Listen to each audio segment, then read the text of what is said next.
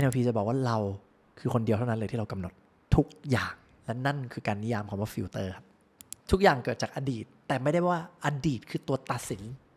เราเนี่ยแหละเป็นคนเลือกตีความ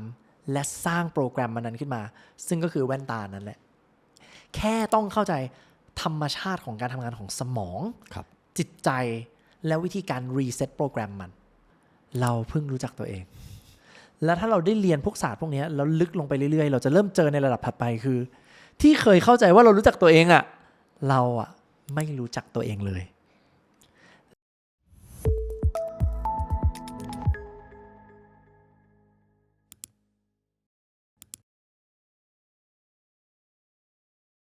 ถ้าคุณรักในการพัฒนาตัวเองครับทุกท่านโปรดกด Subscribe ให้ The Library เพื่อเป็นส่วนหนึ่งของ1 ล้านซับด้วยครับได้ไหมครับ Mindfulness ดูยังไงว่าเนี่ยผมมี Mindfulness แล้วนะก็เอาง่ายที่สุดก็คือถ้าเราสังเกตคนอื่นนะไม่ใช่เราสังเกตตัวเองนะถ้าเราสังเกตคนอื่นก็คือ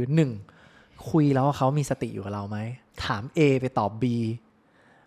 คุยเรื่อง A อยู่ดีๆก็กระโดดไป B การเชื่อมโยงของสมองมันดูสับสนมันดูว้าวุ่นไหมนะครับสายตาแววตาภาษากายเขาอยู่กับปัจจุบันไหมพี่นั่งมองไลออนดีๆมองตาลอยๆถามไปไม่ได้ตอบพวกนี้ก็คือความ mindful ทั้งหมดอันนี้แบบมองแบบง่ายๆแต่ถ้าถามว่าเริ่มได้คุยเริ่มได้รู้จักอาจจะถามว่าเมื่อกี้รู้สึกอะไรอยู่ถ้าเขาตอบมาได้ก็ยิ่ง mindful มากๆคนไม่ mindful ส่วนใหญ่จะไม่เห็นด้านมืดของตัวเองเลยจะเห็นแต่ด้านสว่างตัวเองแต่คนที่แบบ mindful มากๆเวลาพูดก็จะแชร์ได้แบบไม่เขินไม่อายว่าจริงๆรู้สึกกลัวอยู่ครับโอ้จริงๆอายอยู่เหมือนกันนะครับเนี่ยจริงๆผมว่าผมกำลังโมโหอยู่ครับแต่มันเห็นหมดเลยครับดังนั้น mindful ยิ่งเห็นว่าเราทำอะไรคิดอะไรรู้สึกอะไรแม้แต่กระทั่งเชื่ออะไรอยู่จากประสบการณ์ไหนในอดีตเนี่ยคือความโคตร mindful เลยและนี่คือบทเรียนแรกที่เราพูดถึงกันในคลิปนี้ครับก็สวัสดีคุณผู้ฟังอีกครั้งหนึ่งนะครับสวัสดีคุณผู้ฟังทุกคนคือหัวข้อแรกที่เราจะมาคุยกันครับพี่โอมวันนี้คือเรื่องของ NLP ผมว่าสิ่งหนึ่งที่มันน่าสนใจมากเลยนี่น่าจะเป็นหนึ่งในวิชาชีวิตที่หากเลือกมา3วิชาผมขอวิชานี้ยืนเป็นหนึ่งในนั้นและพี่เป็นคนที่ทำให้ผมรู้จักสิ่งนี้เป็นเกียรติครับและผมเชื่อว่าหากพี่มาพูดถึงสิ่งนี้ในคลิปนี้คนจะเข้าใจมากขึ้นครับว่า NLP คืออะไรทำไมเราควรเรียนแล้วชีวิตจะเปลี่ยนไปอย่างไรดังนั้นวันนี้ขออนุญาตกล่าวสวัสดีท่านอาจารย์อีกครั้งหนึ่งครับเป็นเกียรติอย่างยิ่งครับไลออนครับ ขอบคุณมากขอบคุณมากขอบคุณมากใน20นาทีนี้ผมอยากให้คุณผู้ฟังครับเข้าใจเรื่องของ NLP ได้มากที่สุดดังนั้นผมขออนุญาตเริ่มคำถามแรกนะครับพี่โอมเชิญเลยครับ NLP หรือจิตวิทยาสื่อประสาทที่พี่โอมพูดบ่อยมากเลยเราจะเป็นไปตามฟิลเตอร์ของเราก่อนอื่นเลยครับฟิลเตอร์คืออะไรและเหตุผลอะไรที่สิ่งนี้กำหนดชีวิตของเรานี่คือคำถามแรกครับโอเคใช่ครับได้ครับก็เผื่อคนยังไม่รู้เลยว่า NLP คืออะไรขออนุญาตอธิบายนิดนึงก่อนละกันก่อนจะได้เข้าเรื่องฟิลเตอร์นะครับ NLP เนี่ยมันย่อมาจาก Neuro Linguistic Programming หรือว่าจิตวิทยาสื่อประสาทเอาง่ายๆมันเป็นศาสตร์หนึ่งศาสตร์แล้วกันนะครับที่ถ้าเราเข้าใจกระบวนการทำงานของสมองเราการรับจากประสาทสัมผัสทั้ง5วิ่งมาในสมองประมวลผลและล็อกไว้นะครับเราก็จะมีพฤติกรรมตามสิ่งที่เราคิดสิ่งที่เราเชื่อหรือแปลแบบง่ายที่สุดเลยนะครับไลออนNLP คือศาสตร์ที่มาศึกษาทัศนคติตัวเอง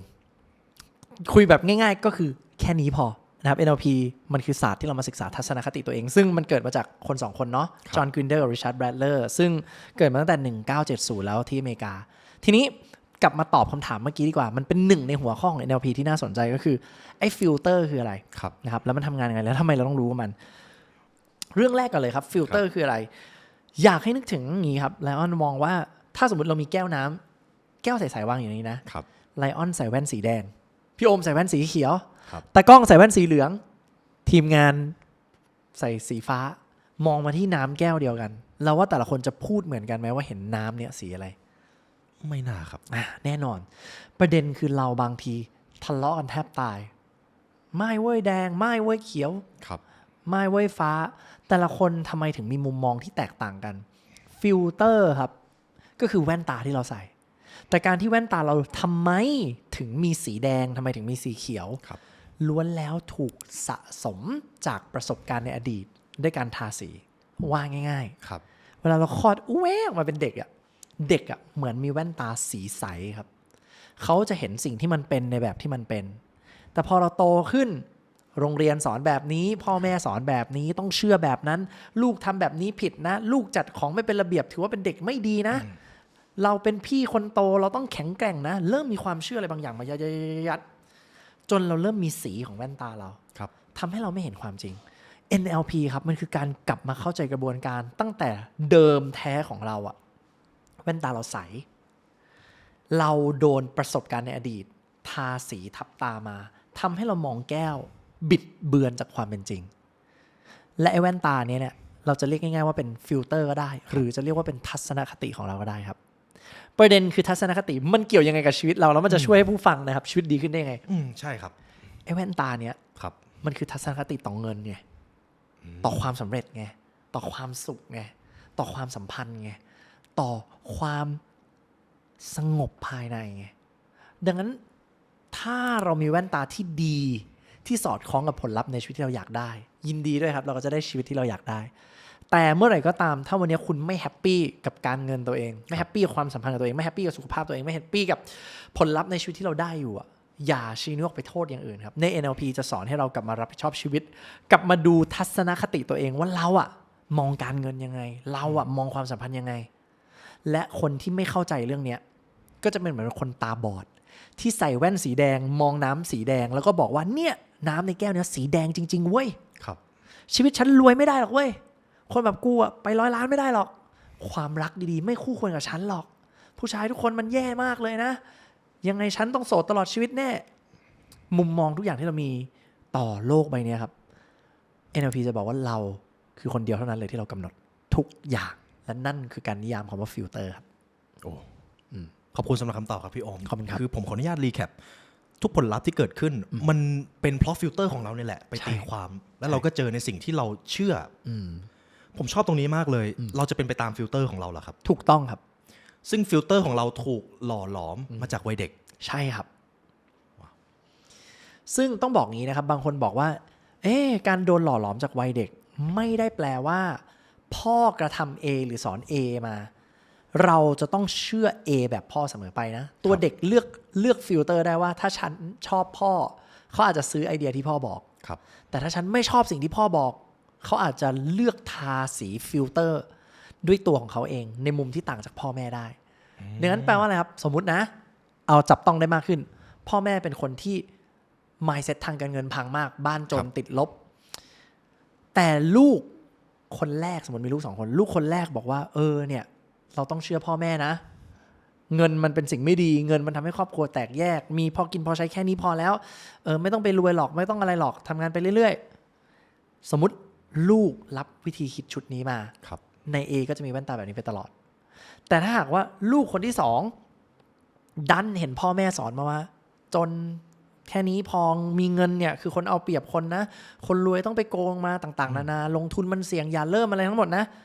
แต่คนนี้สมมติไม่เชื่อสิ่งที่พ่อแม่บอกเด็กคนนี้ก็สามารถโตมาแล้วก็คิดด้วยความคิดของเขาได้ว่าจริงๆฉันเลือกไม่เชื่อที่บ้านดีกว่าเผื่อฉันได้รวยแบบเพื่อนบ้านบ้างเผื่อฉันได้รวยแบบคนนู้นคนนี้บ้างดังนั้นนะครับใช่ครับทุกอย่างเกิดจากอดีตแต่ไม่ได้ว่าอดีตคือตัวตัดสินเราเนี่ยแหละเป็นคนเลือกตีความและสร้างโปรแกรมมันนั้นขึ้นมาซึ่งก็คือแว่นตานั่นแหละเราเป็นคนเลือกฟิลเตอร์ของเราเองถูกต้องไหมครับใช่ครับโดยที่เราไม่รู้ตัวเรามีการตีความหมายบางอย่างอยู่ตลอดเวลางั้นผมขออนุญาตถามแบบนี้แล้วกันครับพี่โอมใช่ครับอะไรเป็นเหตุผลที่ทำให้บางคนรู้ว่าเราสามารถเลือกได้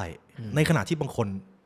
เป็นไปตามฟิลเตอร์ที่ถูกหล่อหลอมมาจากอดีตเลยอะไรคือตัวแยกแยะ2 คนนี้ครับคำถามดีอีกแล้วครับไลออนจับมือก่อนครับ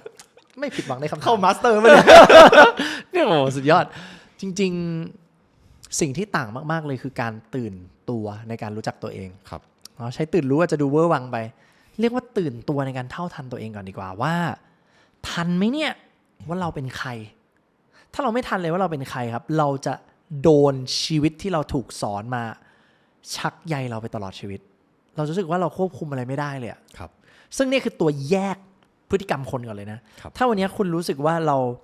ควบคุมอะไรไม่ได้เลยพ่อแม่ทำให้ฉันเป็นอย่างนี้สถานการณ์เศรษฐกิจทำให้ฉันเป็นอย่างนั้น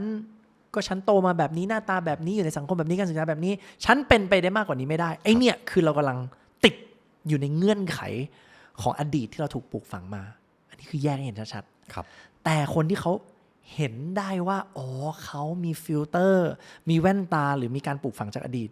แต่มันไม่ใช่ตัวเขานะถามว่าคนนี้ครับถ้าจะมาอยู่ตรงจุดนี้ได้คำตอบก็คือต้องได้รับการพัฒนาตัวเองจนแยกออกมาได้ว่าอะไรคือเราจริงๆกันแน่เพราะที่เราคิดว่ามันเป็นเราจริงๆมันอาจจะไม่ใช่เราครับเมื่อเราถอยตัวเองออกมาแล้วสำรวจตัวเองเราจะเจอว่าเราก็เป็นแค่เหมือน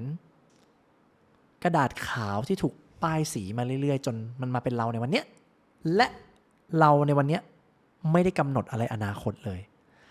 แต่เราเลือกได้ว่าเราอยากใช้ชีวิตแบบเดิมแบบออโต้ไพลอตแบบโหมดเดิมๆนิสัยเดิมๆสันดานเดิมๆพฤติกรรมเดิมๆวิธีคิดเดิมๆก็ได้ผลลัพธ์เดิมๆแต่คนที่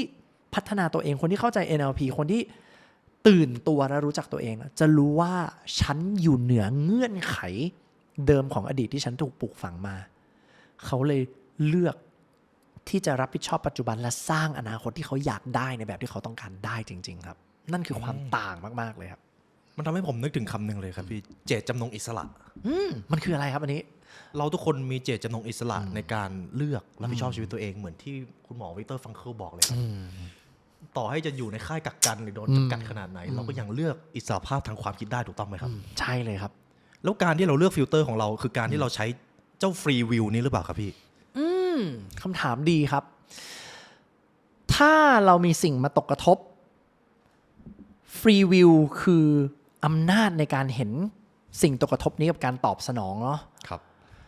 ถามว่าฟิลเตอร์ใช้เรื่องของฟรีใช้ฟรีวิวไหมพี่ใช้คำว่ามันเชื่อมโยงกันได้ครับฮะแต่พี่ใช้คำว่าถ้าเราเข้าใจฟิลเตอร์ได้ลึกเราสามารถใช้ฟรีวิวแบบออโตเมติกได้แต่เราต้องแก้ฟิลเตอร์ตัวเองให้เป็นยกตัวอย่างอย่างนี้แล้วกันครับ คนที่จะมีฟรีวิวได้คือคนที่รู้แล้วว่าฉันเลือกตอบสนองต่อเหตุการณ์ได้อันนี้ก็คือการตื่นตัวและตื่นรู้ในระดับหนึ่งเนาะแต่ในนิยามที่พี่กำลังจะบอกคือวันนี้สมมตินะเราไม่ชอบแว่นตาสีแดง NLP มันขี้โกงอย่างหนึ่งไว้ไลออนมันสามารถโละสีแดงออกมาให้เป็นแว่นตาสีใสและเลือกทาแว่นตาสีเหลืองแล้วอนุญาตให้ตัวเองตอบสนองแบบไม่ต้องเว้นแก็บแต่ได้ผลลัพธ์ที่อยากได้แบบง่ายๆด้วยสัญชาตญาณเราเลยเขาเลยเรียกว่า flow ไงพูดอะไรให้มันจับต้องได้ง่ายขึ้นนิดนึงแล้วกันสมมุติเดิมเราเป็นคนระแวงทุกคนที่เข้ามาน่าจะมาเอาผลประโยชน์ในความสัมพันธ์ของฉันแน่เลยแล้วฉันเนี่ยไม่น่ามีคนมารักฉันจริงๆสมมตินะครับสมมติมีผู้หญิง1คนคิดแบบนี้ถ้ามองในมุมของฟรีวิวเนี่ยอาจจะมองว่าเอาละมีผู้ชายหล่อๆ1คนเข้ามาแล้วเห็นเสียงในหัวแล้วเฮ้ยเธอแม่งไม่ได้จริงใจกับฉันแน่เลยแต่บังเอิญมีฟรีวิวที่ดีเลือกตอบสนองกับสถานการณ์นี้ได้ดีมากๆผู้หญิงคนนี้ก็สามารถไปต่อได้โอเคแต่ในมุมของ NLP พี่ใช้คำว่ามันลึกและมันน่าสนใจตรงประเด็นที่ว่าถ้าผู้หญิงคนนี้ตอนนี้รู้ตัวว่าฉันมีความเชื่อว่าทุกความสัมพันธ์ที่เข้ามาเอาผลประโยชน์จากฉันการที่ผู้ชายคนนี้เดินเข้ามาถ้าเขาใช้กลไกเดิมเขาก็จะเดินออกห่างแบบอัตโนมัติใช่ไหมครับถ้ามีฟรีวิวหรือมีสติเราก็เลือกตอบสนองได้แต่ NLP มันแอดวานซ์กว่านั้นนิดนึงคือเราเปลี่ยนความเชื่อเดิมที่บอกว่าผู้ชายทุกคนต้องมาเอาเปรียบฉันกลายเป็นความเชื่อว่าจะมีแต่ผู้ชายดีๆเท่านั้นที่คู่ควรกับฉันสมมุตินะแล้วเขาเชื่อแบบนี้จริงๆอะเวลามาเจอผู้ชายคนนี้ที่สมมุติถ้าเขาเป็นคนไม่ดีเราจะดีดตัวออกง่ายมากและในขณะเดียวกันถ้าเขาเป็นคนดีจริงๆมันจะดึงดูดกันเร็วมากโดยที่ไม่ต้องแบบฟรีวิวเลยก็ได้ดังนั้นพอนึกออกป่ะว่ากลไกในการใช้เครื่องมือมันแตกต่างกันครับประเด็นคือทำไมเหมือนพี่รู้ฟรีวิวแน่นแล้วก็รู้ฟิลเตอร์แน่นด้วยพี่ตอบคำถามโหดมากเลยนะครับวันนี้ขอบคุณมากครับคำถามมันโหดก็ต้องตอบโหดครับโอเคครับพี่โอมงั้นผมชอบตอนแรกผมย้อนกลับมาตรงนึงพี่บอกว่าแก้วเป็นสีใสสมมติแก้วนั้นคือความจริงเนาะแล้วเราก็มีฟิลเตอร์เป็นสีที่เราอาจจะถูกสร้างหรือสร้างขึ้นมาเองถ้าอย่างนั้นถ้าไม่มีฟิลเตอร์ครับแล้วเจ้าความจริงนั้นมันคืออะไรอะพี่โอเคความจริงก็คือแก้วนั้นก็เป็นแก้วที่ใสครับแก้วที่มันเป็นในแบบที่มันเป็นแค่นั้นเองแต่เราอะใช้ชีวิตกันวุ่นวายกับความคิดกับการตีความจนเราไม่ได้ใช้ชีวิตในแบบที่เราเป็นจริงๆครับนะครับยกตัวอย่างง่ายๆแล้วกันสมมุติพรุ่งนี้ หลายๆคนต้องเข้าประชุม แล้วต้องขึ้นไปพูดแล้ว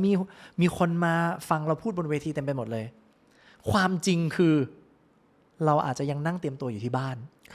แต่ฟิลเตอร์อาจจะบอกว่าคนจะชอบเราไหมวะคนเราจะพูดได้ดีไหมวะพอเรามีมุมมองแบบนั้นว่าคนต้องจ้องเยอะฉันต้องไม่มั่นใจแน่เลยฉันจะพูดได้ไหมสิ่งที่เกิดขึ้นณปัจจุบันคืออะไรครับเรากังวลไปก่อนแล้วเรากลัวไปก่อนแล้วงั้นถ้าเขามองความจริงในสิ่งที่มันจริงจริงๆก็คือเขาก็แค่อยู่แค่ปัจจุบันเนี่ยพูดอะง่ายแต่การที่จะพาคนหนึ่งคนไปมีประสบการณ์ไม่ใช่ระดับความคิดนะแต่การเข้าใจมันถึงระดับประสบการณ์มันต้องผ่านพวกเวิร์กช็อปต้องลงมือทำใช่ไหมครับใช่ครับเหมือนนั่งบอกว่ามะนาวเปรี้ยวขนาดไหนกับเอามะนาวบีบเข้าปากเลยคนละโลกเลยครับงั้นขออนุญาตถามคำถามนี้แล้วกันครับพี่เข้าใจเรื่องของ NLP พี่ไปเรียนที่นู่นที่นี่ลงมือทำเองเจอประสบการณ์เองเขาถามแบบนี้ครับมีไหมครับตัวอย่างที่มันเปลี่ยนแปลงชีวิตใครสักคนไปเลยเท่าที่พี่เห็นจากที่เขารู้จัก NLP โอ้พี่พูดได้เป็นพันเคสเลยพอพี่เทรนมาเรื่อยๆเนาะเราเทรนมาหลายหมื่นชีวิตอะเราเห็น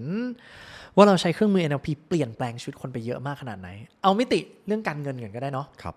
พี่ก็เจอคนที่สร้างรายได้เดือนละหลักหมื่นผ่านไป 2-3 ปีเองต่อปีเป็นหลาย10 ล้านอันนี้คือปั้นมาคามือเลยนะครับ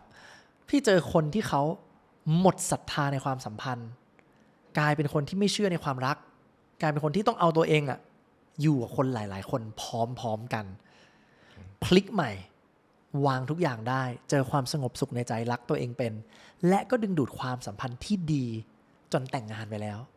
เราได้แต่งงานกับคนคู่ชีวิตที่ดีพี่ได้เจอคนที่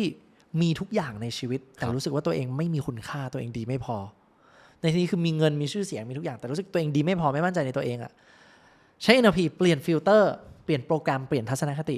กลายเป็นคนที่มีความสุขกับตัวเองมากๆรู้สึกพร้อมตายได้ทุกเมื่อแฮปปี้คนที่ใช้ชีวิตแบบเศร้าไปแล้วชีวิตเหงาซึมงงเบิร์นเอาท์หมดไฟไม่ได้อยากมีชีวิตต่องงว่าทำไมตัวเองมาอยู่ในจุดนี้มาเคลียร์ว่าจริงๆมันก็มีเรื่องราวบางอย่างที่เขาให้ความหมายกับตัวเขาเองจน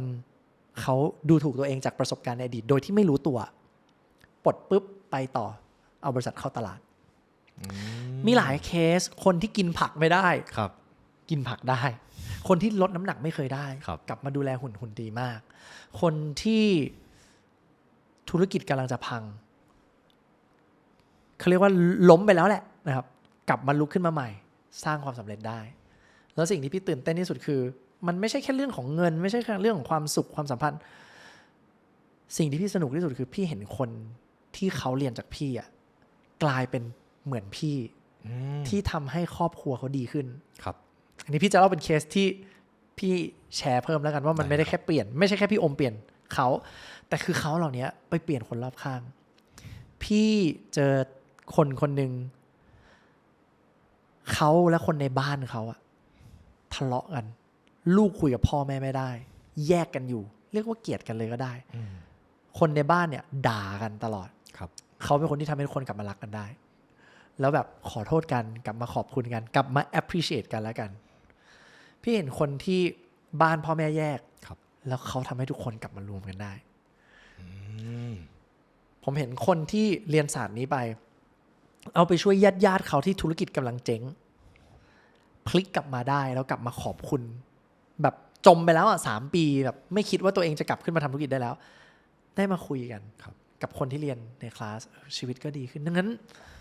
มันเป็นเครื่องมือที่ถูกพิสูจน์มาแล้วมันไม่ใช่แค่ในไทยอ่ะมันใช้ได้ทั่วโลกแล้วจริงๆมันก็ไม่ได้เป็นอะไรที่วิเศษด้วยมันเป็นเรื่องธรรมดาที่ใครๆก็เรียนรู้ได้แค่ต้องเข้าใจธรรมชาติของการทำงานของสมองจิตใจแล้ววิธีการรีเซ็ตโปรแกรมมันธรรมชาติของสมองงั้นพี่โอมครับผมว่ามาถึงตรงนี้คนเขาอยากรู้สมมติถ้าเราอยากจะเรียนอยากจะเข้าใจ NLP อยากจะลงมือทำจริงๆหากสมมติพี่ต้องนำเสนอขายแบบสั้นๆให้คนเข้าใจรู้สึกถึงความทรงพลังของมันลองนำเสนอให้ผมหน่อยได้ไหมครับให้นำเสนอขายสั้นๆเลยนะครับต้องขายเรื่องแรกก่อนเลยคือถ้าคุณแฮปปี้กับจุดชีวิตที่ตัวเองเป็นอยู่ผมว่า NLP ก็ไม่มีความจำเป็นสำหรับคุณนะครับแต่ถ้าคุณรู้สึกว่าคุณอยากเห็นศักยภาพตัวเองไปได้ไกลกว่านี้คุณอยากสำเร็จทางการงานการเงินมากกว่านี้ คุณอยากจะมีสุขภาพที่ดีกว่านี้ คุณอยากจะมีความสุขกับตัวคุณเองเวลามองไปในกระจกมากกว่านี้อยากรักตัวเองได้มากกว่านี้อยากจะดึงดูดความสัมพันธ์ดีๆมากับคนที่อยู่ที่บ้านกับครอบครัวกับพี่น้องกับพาร์ทเนอร์หรือแม้แต่อยากเข้าใจตัวเองในมุมที่มันละเอียดและก็ละมุนมากขึ้นในมิติของจิตใจและจิตวิญญาณอะผมจะบอกว่าการที่เราได้มาศึกษา1โมเดลแล้วกันที่เราเรียกว่า NLP อะมันจะทำให้เราทะลุข้อจำกัดตัวเองไปไกลกว่าที่คุณคิดเยอะมากถ้าต้องขายคงขายประโยคเดียวเลยครับวันนี้ที่คุณว่าคุณรู้จักตัวเองแล้วคุณเรียนจบคุณจะเจอว่าเราเพิ่งรู้จักตัวเองแล้วถ้าเราได้เรียนพวกศาสตร์พวกนี้แล้วลึกลงไปเรื่อยๆเราจะเริ่มเจอในระดับถัดไปคือที่เคยเข้าใจว่าเรารู้จักตัวเองอะเราอะไม่รู้จักตัวเองเลยแล้วถ้าหากว่าเราอะเรียนรู้ลึกลงไปอีกเราจะเจอว่ามันไม่มีตัวเองตั้งแต่แรกอยู่แล้วด้วยซ้ำก็ลองตอบตัวเองแล้วนะครับถ้าคุณตอบว่ารู้จักตัวเองแล้วไม่ต้องการพัฒนาเพิ่มแล้วยินดีด้วยครับก็อาจจะยังไม่ใช่ทัมมิ่งที่เราควรเจอกันแต่ถ้าคุณรู้สึกคุณอยากรู้จักตัวเองมากขึ้นผมว่าเราน่าจะมาเรียน NLP กันถ้าเราอยากจะรู้จักว่าเราไม่เคยรู้จักตัวเองมาก่อนเลยยิ่งต้องมาเรียนรู้ NLP แบบลึกๆและถ้าคุณอยากจะรู้ว่าเราไม่ได้มีตัวเองตั้งแต่แรกอยู่แล้วจริงๆแบบไม่ใช่แค่ความคิดที่อ่านหนังสือหรืออ่านคอนเทนต์มาแต่รู้สึกในถึงระดับประสบการณ์แบบนั้นได้จริงๆ NLP คือสะพานคือทางด่วนอันนั้นครับที่ถ้าคุณกล้าจ่ายตังค์แล้วขึ้นทางด่วนคุณก็จะเจอ fast track ในการพัฒนาตัวเองขายอย่างนี้แล้วกันครับขอบคุณครับพี่โอม ขอบคุณมากครับไลออน คือผมเป็นคนหนึ่งที่ได้เรียน NLP แล้วก็รู้สึกว่าบางทีเราชอบคิดว่าเรารู้จักตัวเองแต่ส่วนใหญ่เราจะคิดไปเองแล้วเราคิดว่าเราไปต่อพัฒนาไม่ได้แล้วนั่นก็คือหนึ่งในฟิลเตอร์ที่ควรเปลี่ยนสุดๆเลยใช่ไหมพี่สุดๆไม่จริงโอเคขอบคุณสำหรับความรู้ในวันนี้นะครับขอบคุณมากๆเช่นเดียวกันครับไลออนขอบคุณมากครับและนี่คือคอร์ส NLP นะครับเดี๋ยวเราจะวางลิงก์ไว้ข้างล่างเป็นเกียรติมากนะครับที่ได้สัมภาษณ์วันนี้ครับพี่ชายขอบคุณมากเช่นเดียวกันครับ thank you ครับไลออนครับผมขอบคุณครับถ้าคุณรักในการพัฒนาตัวเองครับทุกท่านโปรดกด Subscribe ให้ The Library เพื่อเป็นส่วนหนึ่งของ1 ล้านซับด้วยครับได้ไหมครับ